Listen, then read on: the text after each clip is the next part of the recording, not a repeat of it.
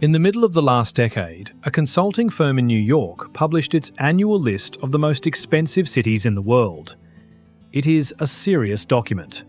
Multinational companies use it to work out what to pay the people they send abroad. It prices more than 200 items in over 200 cities, and it has been doing so for more than 20 years. At the top of that list, above Tokyo, above Zurich, above Hong Kong, above New York and London and Geneva and Singapore, sat a city that most people watching this could not place on a map. A two-bedroom apartment there, unfurnished, in a neighbourhood a foreign company would consider acceptable, rented for $6,500 a month. The same apartment in Sydney rented for $2,550. A pair of blue jeans cost $204. A club sandwich and a soft drink came to $20. A litre of milk was $3.18. An international newspaper, $5.42. And the country that city sits in had an income of roughly $7,700 a year per person.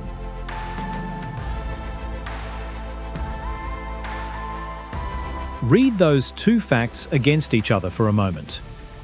The rent on one apartment for 1 month was very close to what the average person in that country earned in a year. Not a quarter of a year, not half, the whole year for 1 month of one flat. The city is Luanda. The country is Angola. And for most of a decade, this was the most expensive place on earth to live. There is one thing there that is cheap. Petrol. 63 cents a litre, about $2.38 for a gallon, at a time when Europeans were paying 3 and 4 times that. In the most expensive city in the world, the one bargain on the shelf is fuel. That is not a coincidence, and it is not a curiosity. It is the whole explanation, sitting in plain view.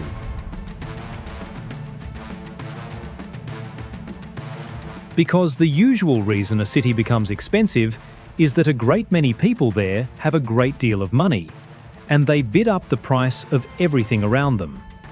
That is Zurich. That is Tokyo. That is not Luanda. In Luanda, at the height of all this, roughly 3/4 of the people lived in informal settlements. Neighbourhoods without paved roads, without sanitation, without legal title to the ground they stood on. More than half of the wider city lived below the poverty line. Those people were not paying $204 for jeans. They were not paying anything close. So who was? And with what? The answer to both questions is the same, and it comes from somewhere the city cannot see. Not from a factory in Luanda, not from a field outside it, not from anything grown, made, mined or assembled on Angolan soil at all. It comes from a few hundred kilometres out to sea, from beneath more than a kilometre of cold Atlantic water, in fields with names like flowers, girasol, dahlia, rosa, lirio, where nobody lives, nobody visits, and almost nobody in Angola has ever set foot. Between 2002 and 2014, this country exported more than $500 billion worth of oil, $500 billion out of a nation of some 25 million people in a little over a decade. And at the end of that decade, oil and diamonds together still accounted for 99.6% of everything Angola sold to the world. 99.6, which means that of every $1,000 the country earned abroad, 4 came from something other than a hole in the ground. That is the machine that made the price, not wealth, its opposite in a way. A country that stopped making almost anything and therefore had to buy almost everything through one crowded harbour with money that arrived by wire from an ocean it could not see.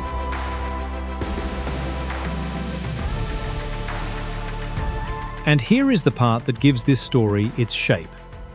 Luanda is not at the top of that list anymore.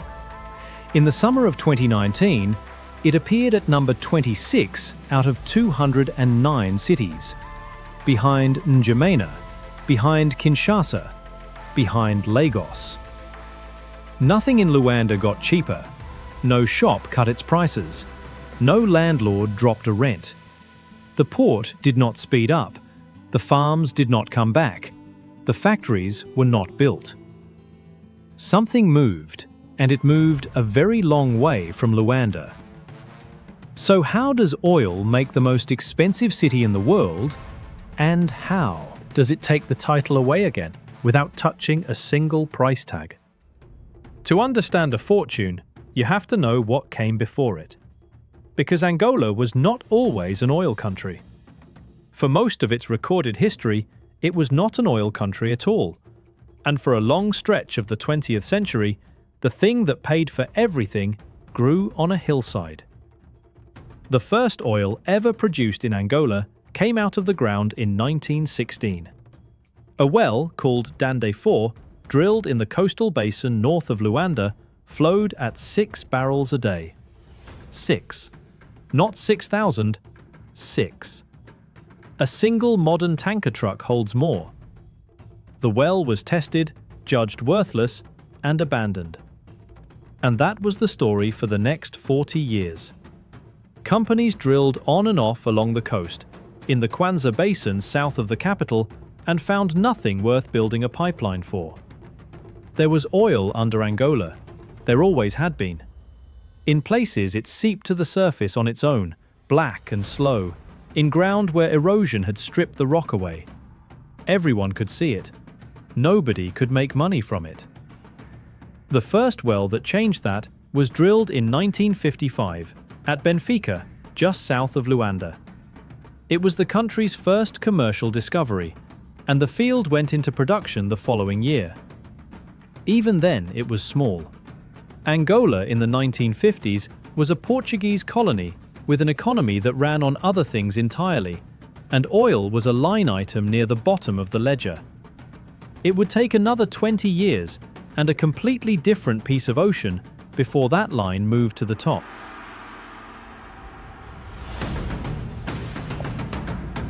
To see what Angola actually lived on, you have to leave the coast and climb.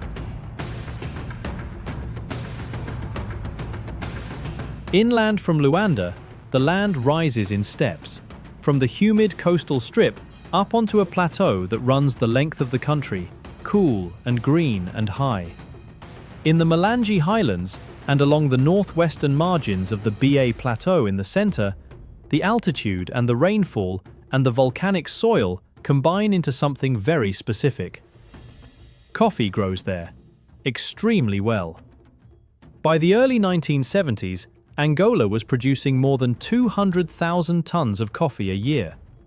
That was close to 1/5 of all the coffee on Earth. This colony, on the southwestern shoulder of Africa, was the 4th largest coffee producer in the world. And coffee was not alone. There was sisal in the drier south, cotton, maize on the central highlands, cattle where the rain was thinnest. There was a fishing fleet with modern processing plants on the coast, sending catch to western markets. There was iron ore in the south and diamonds in the east, and the country was the 4th largest diamond producer in the world as well. And this is the fact that matters most, the one to hold on to for the next hour, because everything later in this story presses against it. Angola fed itself. More than that, Angola sold food to other people. It was a net exporter of maize. The grain moved outward, not inward. It is worth stopping on how that economy was actually built, because the shape of it explains a great deal about what happened when it broke. Only about 3% of the country's land was under cultivation, and less than 1% of that was irrigated. This was not a nation of smallholders growing rich. Colonial policy deliberately favored large Portuguese-owned estates, fazendas, producing crops for export, and just as deliberately discouraged anyone else from growing anything beyond what they ate.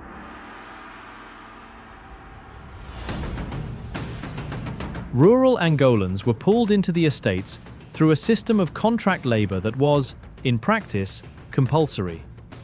Where they farmed for themselves, they were required to sell to marketing boards at prices the boards set, artificially low, so that the margin stayed with the buyer. By the 1970s, European settlers controlled around 90% of commercial agriculture and trade. The profits ran to a small settler class and then onward to Lisbon, which absorbed the majority of what the colony sold. So the machine worked. It produced coffee at world scale and food beyond what the country ate, and a modest amount of light industry in the larger towns. But the knowledge of how to run it, the ownership of it, and the money it made were all held by a few tens of thousands of people who had arrived from somewhere else. Which meant it was a machine with a single point of failure. And in 1975, that point failed. Before that, though, the export machine needed one more thing, and it ran on steel.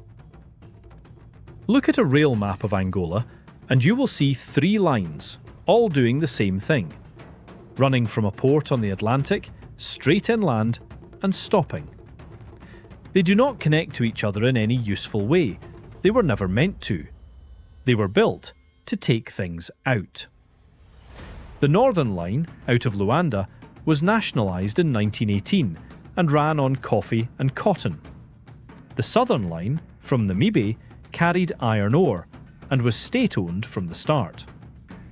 And then there is the middle one. The Benguela Railway, from the port of Lobito, runs more than 1,000 kilometres east to the Congolese frontier.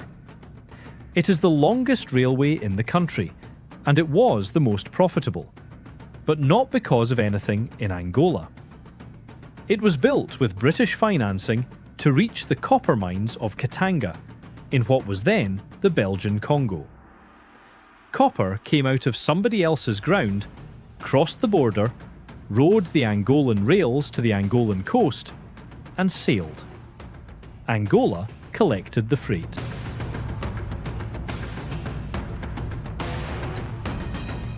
At its height, the Benguela Railway was the single largest employer in the colony. It was also built with forced labour. The same system that staffed the coffee estates laid this track, and it was not abolished until 1961, a little over a decade before independence. Now hold that idea, because it recurs. A piece of infrastructure whose profitability depends entirely on a resource that belongs to somebody else, in a place you do not control, at a price you do not set. That is the Benguela Line, carrying Congolese copper. It will also be the whole country, half a century later, carrying oil to a price fixed in London and New York. The railway's story ends the way most Angolan stories of that era end. When the war came, the line stopped running east of Huambo, and for most of the next 27 years, it did not run at all. But Lobito and Luanda were not the first ports on this coast to grow rich, and copper and coffee were not the first cargo. To reach the beginning of Luanda's money, you have to go back 400 years, and you have to be willing to look directly at what you find.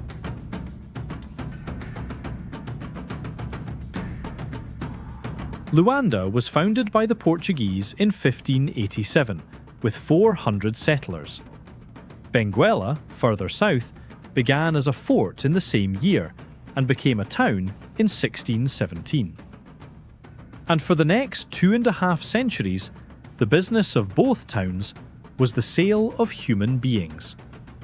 Not as a sideline, as the economy. Slave trading dominated Portuguese Angola from the 17th century onward, and the whole apparatus of the colony, the fortified towns, the tribunals, the tax registers, the church, was organised around it. The mechanism ran like this. Agents called pomberos travelled inland, following the river routes, sometimes for months. They bought captives from local rulers in exchange for cloth, wine, and firearms, and in the account books, those captives were recorded as pethas, pieces. The pomberos walked them back to the coast in chained columns, hundreds at a time, and most arrived malnourished. At the port, they were fed enough to survive a crossing, baptized in mass ceremonies by Catholic priests, and loaded. The Atlantic passage took between 5 weeks and 2 months. Many did not finish it. In the second half of the 18th century, Luanda alone was embarking between 8,000 and 10,000 people a year, every year. Between 1701 and 1867, the town supplied at least 1.6 million people to the Americas, most of them into Brazilian markets. Counted together with Benguela and the smaller anchorages up and down this coast, more than 3.5 million people were shipped from the region that is now Angola. Across the entire transatlantic trade, from every port on the African coast, Luanda was the largest single point of embarkation. Not one of the largest, the largest.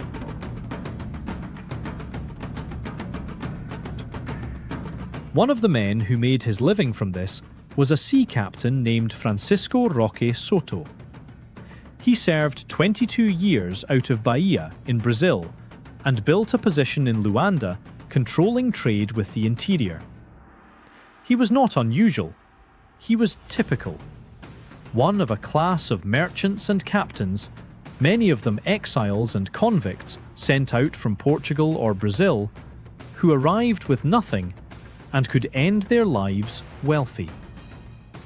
Portugal outlawed the export slave trade in 1836. Britain and Portugal signed an anti-slavery treaty in 1842, and British warships patrolled the coast. The trade did not stop. It moved to Ambrise and Cabinda and Malembo in the north, to Novo Redondo and Catumbela and Mozambique in the south, to any beach where a ship could stand offshore and a boat could reach it. And when the trade in people finally did end, the labour system that replaced it, the forced recruitment of workers for the estates and the railways, ran on for another 100 years. Here is why this section belongs in a story about the price of an apartment. Luanda's first fortune was an export trade in which nothing was made, nothing was grown, and nothing was built. Something was taken from the interior, carried to the coast, and sold across an ocean at a price the coast did not set. The wealth accumulated in a narrow strip of the city, among people whose business was moving the cargo rather than producing it. And the interior, which supplied everything, received almost nothing back. 400 years later, the cargo would be different. The shape of the arrangement would not.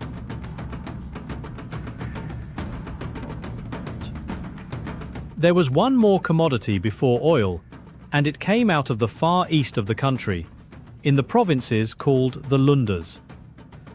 In 1920, a company was formed to mine diamonds there. Diamang, the Diamond Company of Angola. The terms it received are worth stating precisely because they tell you exactly how the colonial economy was meant to work. Diamang was granted a 30-year lease. It was permitted to operate without paying taxes. It was permitted to import without paying tariffs. The colonial government took a 5% stake and let the company run everything else. Within a few years, it employed 10,000 workers, and it drew investment from South Africa. The Anglo-American Corporation bought a 16% share in 1922. The London Diamond Syndicate contracted to buy 125,000 carats a year. The man presiding over this was the Governor-General, José Norton de Matos, and he was doing something deliberate. He spent £13 million bringing 9,000 Portuguese immigrants into the colony. He pushed the Benguela Railway further east. He granted Diamang its terms. By 1924, the settler population had reached 36,000. By 1929, mined resources made up a quarter of everything Angola exported. So by the eve of independence, the ledger was full and it was diverse. Coffee, diamonds, sisal, cotton, maize, fish, iron ore, and, arriving late, oil. In 1973, for the first time, oil passed coffee to become the country's largest export. It already accounted for 30% of foreign earnings. Nobody at the time would have described this as dangerous. A new export had come online and it was doing well. The other exports were all still there. They would not be there much longer.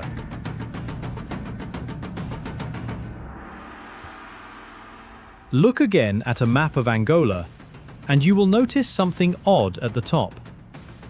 There is a piece of the country that is not attached to the rest of it. A wedge of land north of the Congo River, separated from Angola proper by a strip of the Democratic Republic of the Congo, about 60 kilometers wide. You cannot drive there from Luanda without leaving the country and coming back in. It is called Cabinda. It holds a small fraction of Angola's population, and for decades it was where the money came from. The story of how that happened starts in 1954, when an American company began running geological surveys along that coast. 4 years later, they drilled their first onshore well at Ponta Vermelha.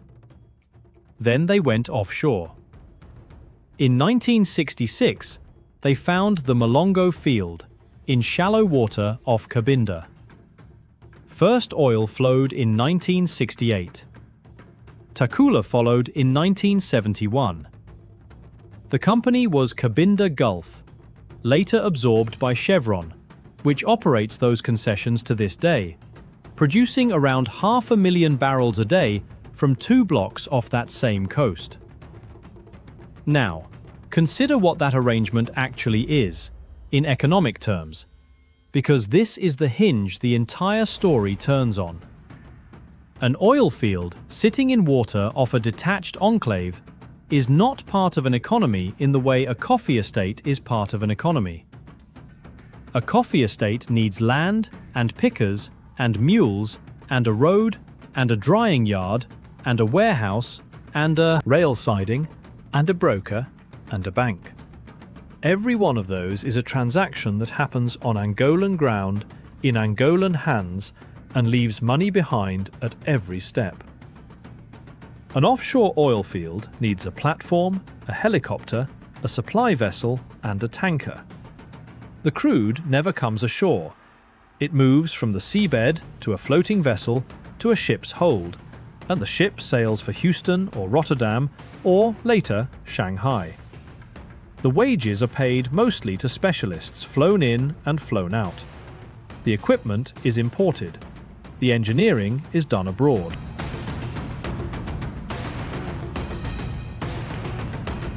What reaches Angola is not a supply chain. It is a payment. A wire transfer into a treasury account, arriving from outside, requiring nothing of the country except that it exist and hold title to the water. That is the crucial thing about this kind of money, and it is very easy to miss because it looks like every other kind of money once it is in the bank. It is not. Money from coffee has to travel through 1,000 people's hands before it becomes a government's revenue. Money from offshore oil goes straight to the top and touches almost no one on the way. So a government with offshore oil does not need its citizens to be productive. It does not need to tax them because it has income without them. It does not need farms because it can buy food. It does not need factories because it can buy goods. And the more oil it has, the less it needs all of that. Remember the petrol. 63 cents a litre in the most expensive city on earth. That is the one thing on the shelf that Angola actually makes, and it is the one thing that is cheap. Everything else on that shelf came off a ship. And a fuel subsidy is the simplest way a state with oil revenue can hand something to its people without building anything. It costs the treasury a great deal, it reaches everyone, and it produces nothing. It is worth understanding what Angolan oil actually is, physically, because the nature of the rock explains why the money behaved the way it did. The great fields lie under the deep Atlantic, in water 12 to 1,500 meters deep. The oil sits in sands laid down 20 to 30 million years ago by underwater currents, turbidites, the debris of submarine avalanches, fanned out across the ancient seafloor and buried. These sands are loose, unconsolidated in the language of the industry. If you drill them and simply open the well, the formation will pour sand into the pipe and choke it. So every well has to be completed with screens and packs of gravel to hold the rock back while letting the oil through. Then there is the water above it. At 1,500 meters, you cannot put a platform on the seabed. Everything sits on the floor of the ocean, operated remotely. Wellheads, manifolds, kilometers of flow line and umbilical, and feeds up to a vessel floating on the surface that processes the crude and holds it until a tanker arrives.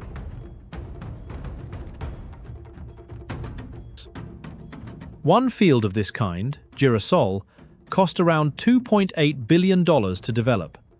39 subsea wells, 45 kilometers of flow lines, 29 kilometers of injection lines, 70 kilometers of umbilicals. All of it installed before a single barrel was sold. So Angolan oil is expensive oil. Not expensive to buy, expensive to produce. Which means that when the world price falls, this is among the first oil that stops making sense to develop, and among the last places new money goes. That fact will sit quietly under the rest of this story until it becomes the entire story. Now go back to 1996 and out to sea. An exploration well is drilling in 1,365 meters of water, roughly 210 kilometers northwest of Luanda, in a license area called Block 17. Nobody has produced oil at this depth here before.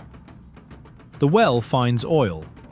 The first flow test gives 2,800 barrels a day on a restricted choke. The second well on the structure tests at 18,000, the third at 14,000.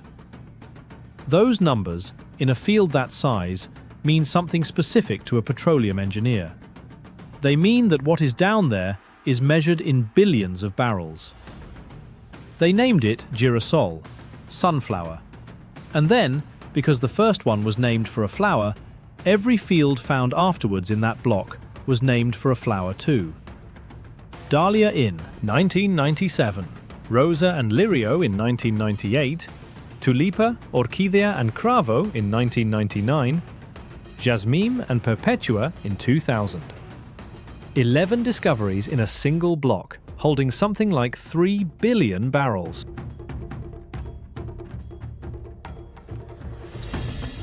On the 4th of December 2001, Girassol comes online. Within a month, it is producing 100,000 barrels a day. Within 6 weeks, 200,000. It is difficult to overstate what this meant. Before the deepwater, Angola was a modest producer, around 500,000 barrels a day, most of it from the shallow shelf off Cabinda and the north.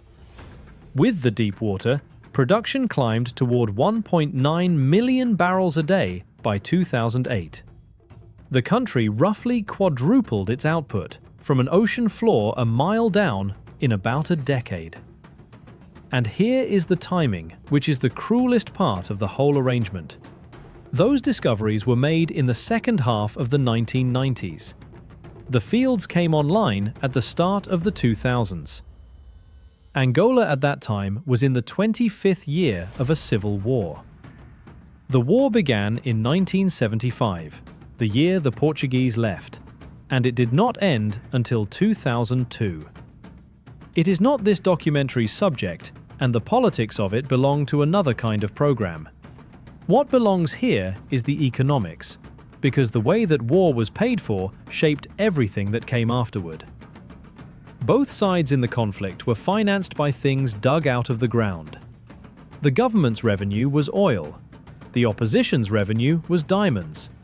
And the reason those two resources ended up on opposite sides is a question of physical geology, not politics.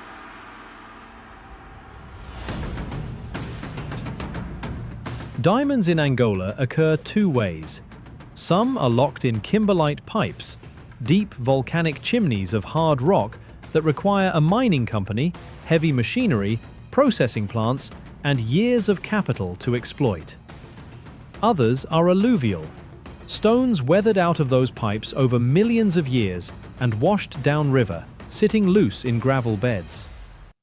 Alluvial diamonds need a shovel, a sieve, and a river, which means that whoever controls a river valley controls an income immediately, with no investment at all. In the 1990s, the opposition operated across more than 70% of Angolan territory, including much of the diamond country in the east, and financed itself on stones. United Nations monitors later estimated that between $1 million and $1.2 million worth of diamonds left Angola illegally every single day. $350 to $420 million a year. Roughly a quarter to a third of that was attributed to the rebel movement. The rest simply leaked out through other channels. The Security Council imposed sanctions on that trade in June 1998. Oil, meanwhile, was almost untouchable. It was offshore. A rebel army that occupied most of the country's landmass could not reach a wellhead 140 kilometers out to sea. Production carried on through the worst years of the fighting almost without interruption. So the state's income was, in a strange way, protected by the very thing that made it useless for development. Nothing could stop the money, but the money had never needed the country in the first place. And the state built its machinery accordingly.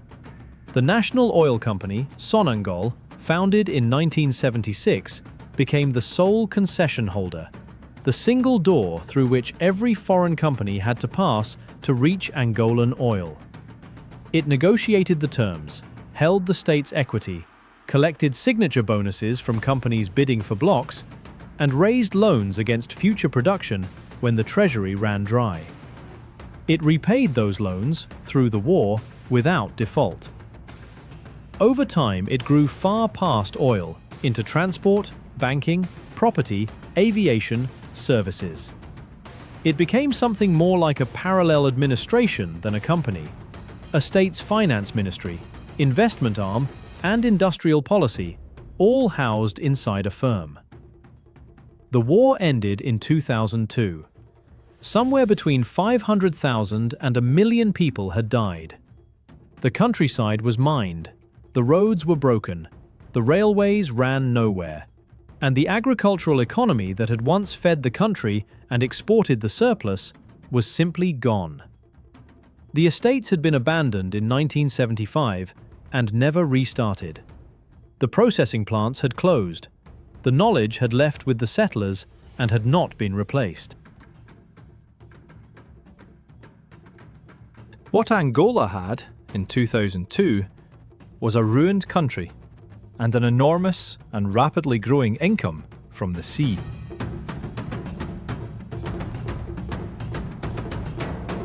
And what happened next was the largest transfer of resource wealth in modern African history. Between 2001 and 2010, the Angolan economy grew at an average of about 11% a year. Not for one exceptional year, for a decade. Oil production climbed toward its peak. Prices climbed with it, from around $25 a barrel at the start of the decade to well over $100 by the end of it. Angola joined OPEC in 2007, pumping 1.66 million barrels a day, and chaired the organisation 2 years later. Between 2002 and 2014, the country exported more than $500 billion of oil. The reconstruction was financed in a way that had not really been tried at this scale before, and it was Angola that pioneered it. Rather than borrowing from Western institutions, which would have attached conditions about budgeting, auditing, and disclosure, the government borrowed against the oil itself. The arrangement worked like this. A Chinese policy bank would lend money for a project, a road, a dam, a housing estate, a railway. The money would not go to the Angolan treasury. It would go directly to the contractor, generally a Chinese state construction firm, which would build the thing. Angola would repay the loan not in cash, but in oil, shipped to Chinese refiners over the following years.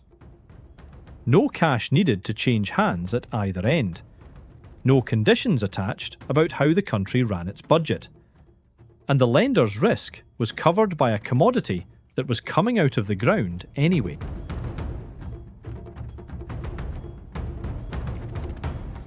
It became known as the Angola model, and it was copied across the continent.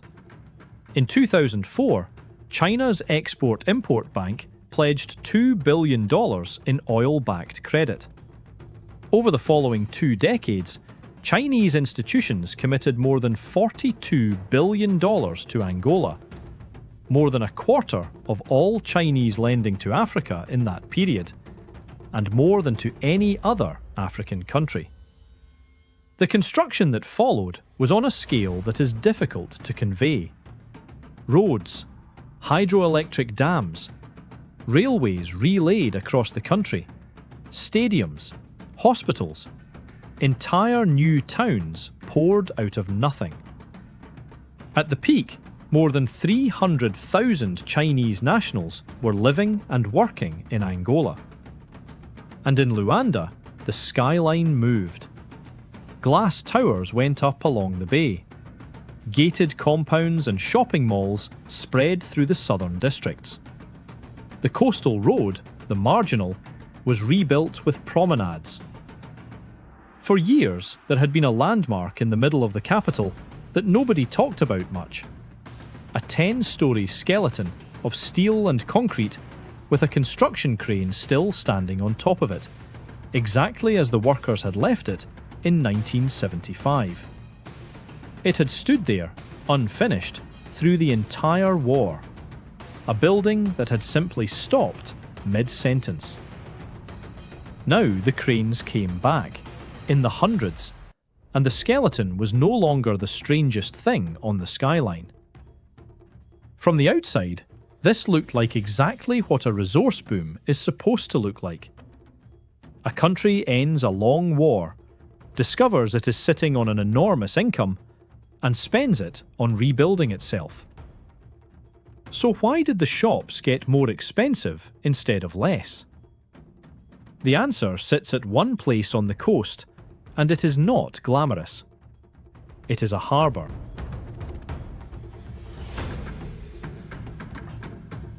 Almost everything that enters Angola that is not oil equipment comes through the port of Luanda. Something like 80% of the country's non-petroleum trade passes across those quays. Around 14 million tonnes a year in a recent count, out of roughly 17 million for all 6 of the country's ports combined. And that harbour was, for years, one of the slowest in the region. A container arriving there sat for around 12 days before it moved on, roughly twice the regional average. The cranes worked at about 10 containers an hour, roughly half the rate of comparable ports. Now put those numbers into a price. Every extra day a container sits is a day of storage charges, a day of financing cost on the goods inside it, and a day of risk.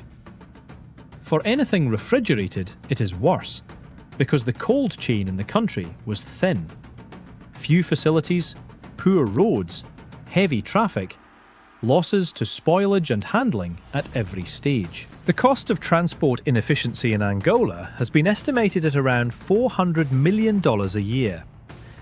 Every cent of that lands on a shelf. And the volume moving through that bottleneck kept rising because the country had stopped producing for itself. Roughly 10% of Angola's arable land is farmed. Food production falls well short of what the population eats, so the difference is imported. Manufacturing, such as it is, imports around 40% of its inputs. The country that once exported maize now buys wheat off a ship. So here is the mechanism assembled. A very large amount of foreign currency arrives from offshore into a small number of hands. Almost nothing is produced domestically, so nearly every good must be imported.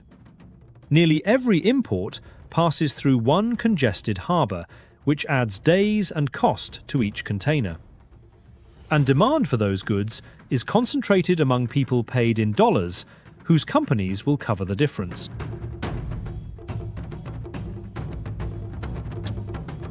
There is your $204 pair of jeans.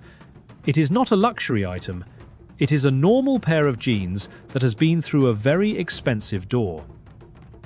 To see the price actually working, you have to stand in a particular part of Luanda. Drive south from the old colonial core, past the bay and the rebuilt promenade, and the city changes. In Talatona and the districts around it, there are compounds behind walls, with generators and boreholes and their own security. And inside them are apartments and villas built to a standard that a foreign company's relocation policy will accept.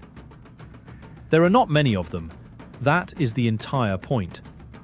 The number of housing units in Luanda meeting what a multinational calls international standard was, at the peak, measured in the low thousands. The number of expatriate contracts wanting one, oil engineers, diamond people, construction managers, embassy staff, the whole apparatus that arrived with the boom, was far larger. So the price for those units did not settle where a Luandan family could reach it. It settled where the last company willing to pay would stop paying.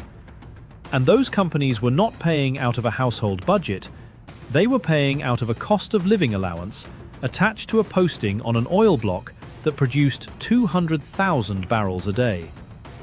$6,500 a month for 2 bedrooms, $15,000 for a 3-bedroom house.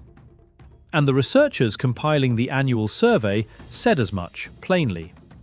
Finding good and secure accommodation for expatriate staff was the real difficulty across African cities, and accommodation prices were the main reason so many of them sat so high in the ranking.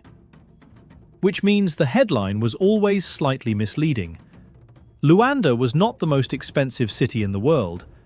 Luanda was the most expensive city in the world for someone being sent there by a company. The survey itself is honest about this.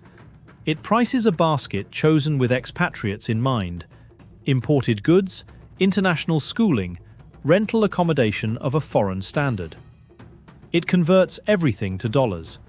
It compares that basket across 200 cities, and it was never designed to describe how a city's own residents live.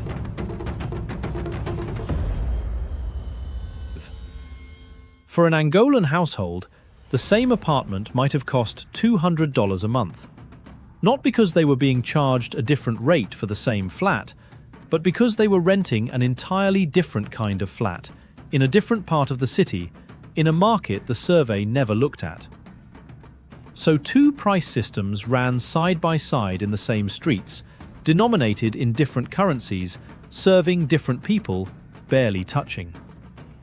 And the strange thing, the thing that makes this more than an anecdote about expensive sandwiches, is that the expensive system set the terms for the cheap one.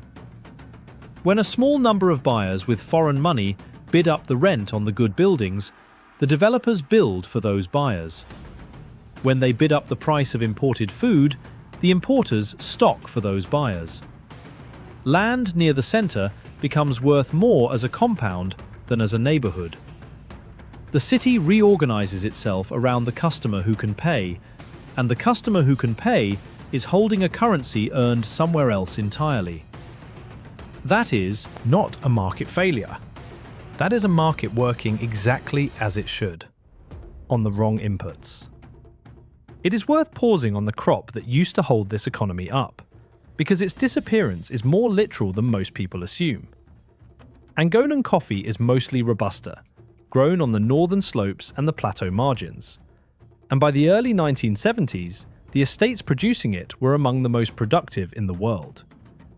They were also entirely dependent on two things that vanished at the same moment: an owner-manager class that left in 1975, and a marketing board system that bought the crop, graded it, and shipped it.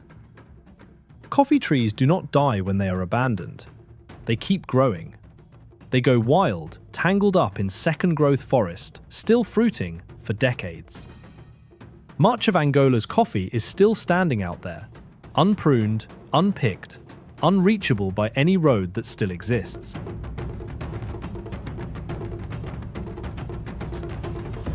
What was lost was not the plant. It was everything around the plant. The pickers who knew the season, the drying yards, the graders, the buyer who took the sack and paid for it, the rails siding it left from, the reputation in the market that meant a European roaster asked for it by name. A commodity is never just a thing. It is a thing plus a chain of people who know what to do with it.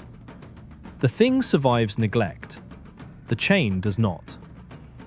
And where the oil money did land, it landed in concrete. 30 kilometers south of central Luanda, on what had been farmland, a new city was built. Kilamba. Row upon row of apartment blocks, painted in blocks of color, laid out with schools and shops, designed eventually to house 500,000 people. It was financed on the oil-backed model and built by a Chinese state contractor. When it opened, it was almost empty. Not because nobody wanted housing. Luanda needed housing more than it needed almost anything else. It was empty because the apartments were initially priced from around $120,000 to $200,000, in a country where most households earned a few thousand a year. The buildings had been built for a middle class that the economy had never actually produced. Over the following years, with subsidized mortgages and reduced prices, Kilamba filled up. It is a functioning place now, with tens of thousands of residents. The story is often told as a failure, and that is not quite right. But the first version of it, the empty version, is the clearest picture anyone has of what happens when a country builds for the customer it wishes it had.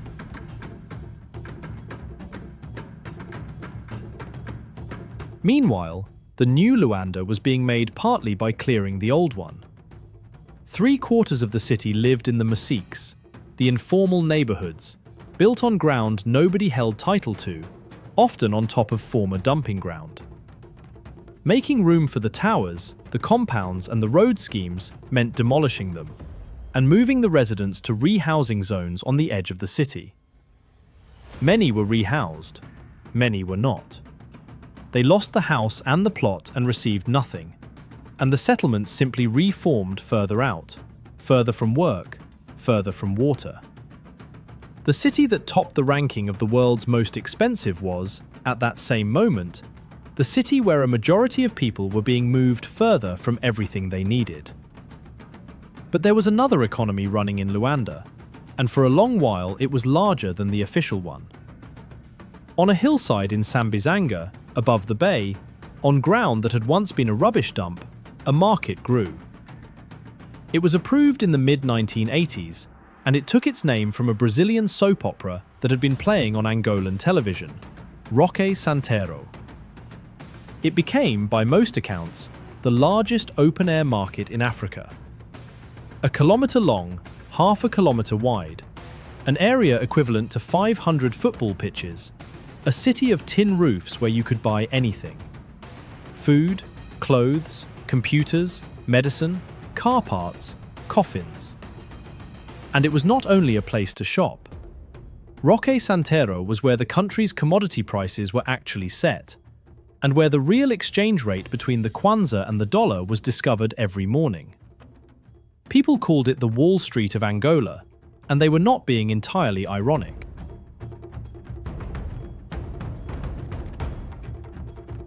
During the war years, when the formal shops were shut and the shelves in them were bare, this was where a Luandan family got what it needed. The parallel economy did not supplement the official one, it replaced it. At its height, the informal sector employed somewhere between 60 and 70% of working Angolans, around half of them women. Then, in 2010, the order came to close it, and by the following year, the ground was cleared and the traders had been moved to a new site at Panguila, well outside the city. The stated reasons were order, hygiene, and traffic. The effect was that tens of thousands of people who had made a living carrying, storing, selling, and lending in that market lost the place where they did it. The porters, the overnight warehousemen, the women who sold in small quantities to people who could not afford a full box, all of them had built a business around a location, and the location was gone. So the informal economy that had fed the city through 27 years of war was cleared away during the years of the greatest prosperity the country had ever recorded. Which brings us back to the number, and to what was actually underneath it. $500 billion of oil exported between 2002 and 2014. Growth averaging 11% a year for a decade. A skyline rebuilt, a road network relaid, dams and railways, and a satellite city. And at the end of it, oil and diamonds were still 99.6% of exports. Which is the same as saying that after 12 years and $500 billion, the country sold the world exactly what it had sold before, and nothing else. The measure of inequality, the standard statistical measure economists use, sat at around 61, among the highest recorded anywhere.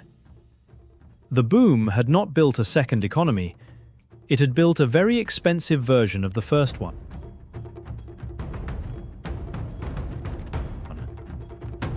Now, the turn. In June 2014, Brent crude trades at around $115 a barrel. By the end of that year, it is below 60. By early 2016, it is under 30. There is no single dramatic morning here.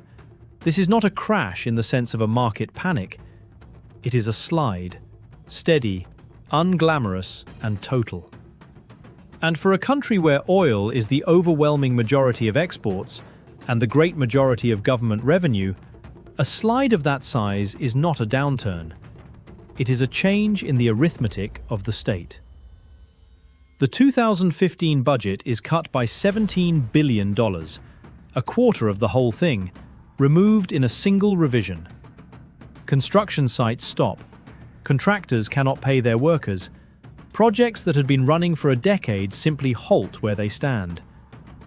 And then comes the mechanism that ends this story, and it happens almost entirely in the exchange rate. For years, the kwanza had been held at a managed rate against the dollar. Holding it there requires selling dollars from the reserves whenever the market pushes the other way. And while the oil money was coming in, that was affordable. Foreign reserves stood at around $32 billion in 2014. By 2017, they were under $2 billion. $30 billion had been spent defending a number. The kwanza lost more than 40% against the dollar between late 2014 and early 2016, even with the defense. Inflation reached nearly 42% in 2016, because in a country that imports almost everything, a falling currency is not an abstraction. It is the price of bread. In January 2018, the peg was abandoned and the currency was allowed to float.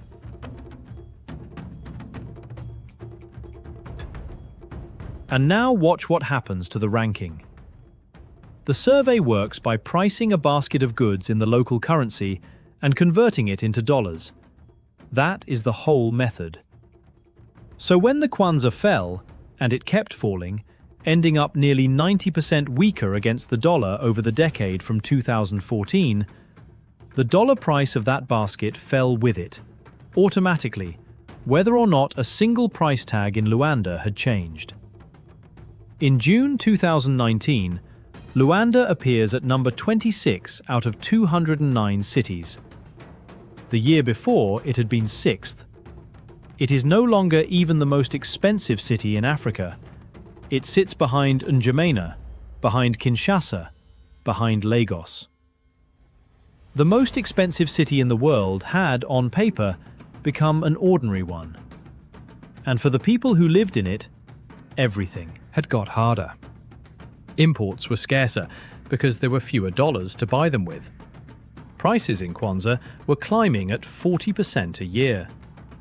The construction work had stopped. The market that had been the fallback for 2 generations had been demolished 8 years earlier. Luanda fell off the list of expensive cities at exactly the moment it became least affordable to the people who actually lived there. That is the answer the whole documentary was walking toward. Luanda's place at the top of that ranking was never a measurement of Luanda.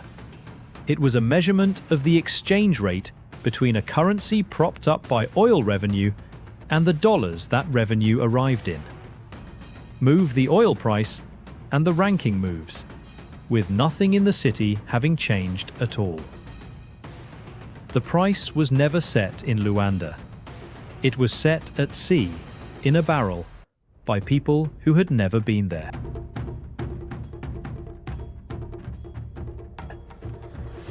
And the barrels themselves were running down. Angolan production peaked at around 1.9 million barrels a day in 2008, and has fallen more or less continuously since.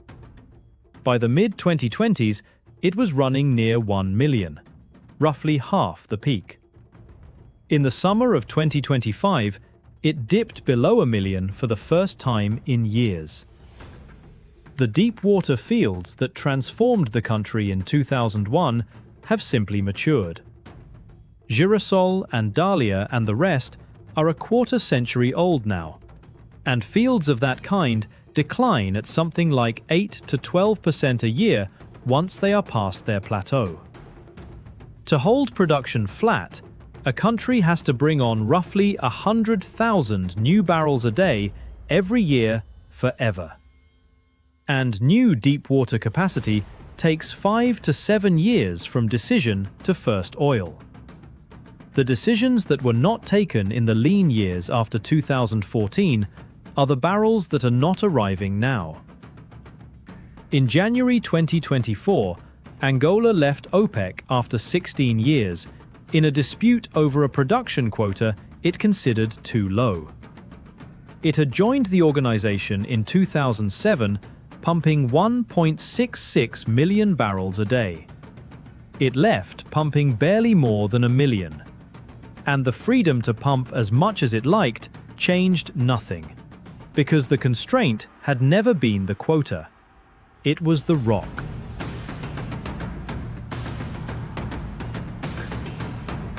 So what is the shape of this when you stand back from it? A place on the Atlantic coast has been rich 4 times. It got rich on a trade in human beings, and the wealth stayed in a strip of the port. It got rich on coffee and diamonds, and the wealth stayed with a settler class and went home to Lisbon. It got rich on offshore oil during a war, and the wealth financed the war.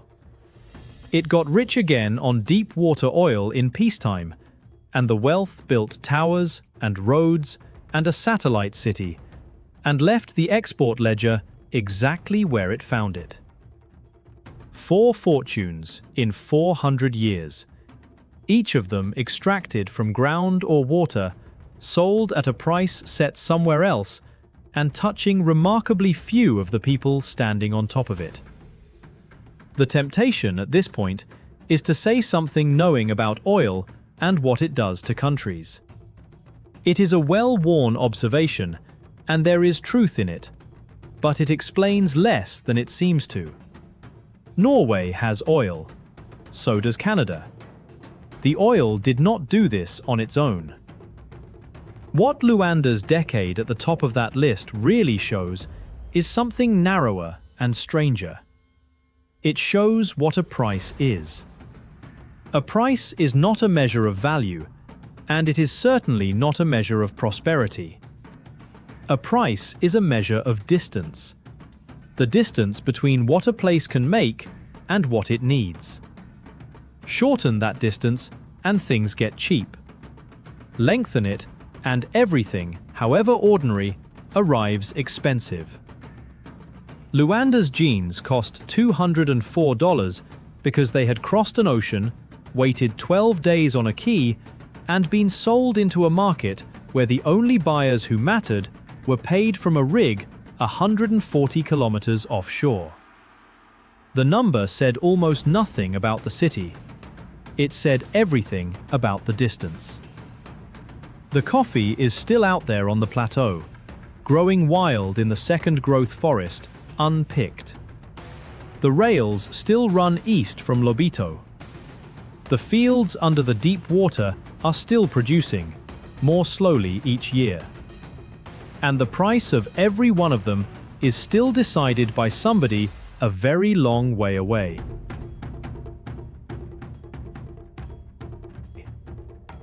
Perhaps that is what a resource really is. Not wealth, but a question that a place is asked once, and has to answer while the money is still arriving. Thanks for watching, and until the next journey,